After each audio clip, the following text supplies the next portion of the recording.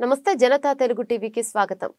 శ్రీ మత్స్యగిరి లక్ష్మీ నరసింహస్వామి దేవస్థానం వెంకటాపురం గ్రామం వలిగొండ మండలం యాదాద్రి భువనగిరి జిల్లా మండలంలోని ప్రసిద్ధ పుణ్యక్షేత్రమైన శ్రీ మత్స్యగిరి లక్ష్మీ నరసింహస్వామి వారి దేవస్థానంలో ధనుర్మాస ఉత్సవాలలో భాగంగా దేవస్థానంలో నేడు శ్రీ గోదా రంగనాథ స్వామి వారి కళ్యాణ మహోత్సవం అంగరంగ వైభవంగా కన్నుల పండుగగా నిర్వహించారు. గోదాదేవి అంటే సాక్షాత్తు లక్ష్మీదేవి యొక్క స్వరూపమే.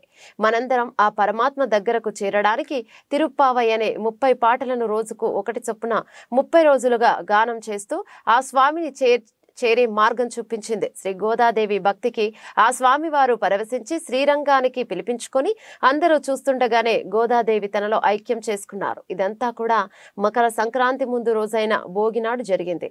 ఆ సందర్భాన్ని పురస్కరించుకుని భోగి పండుగ రోజున శ్రీ గోదా రంగనాథ స్వామి వారి కళ్యాణ మహోత్సవాన్ని అర్చకులు ఘనంగా నిర్వహించారు.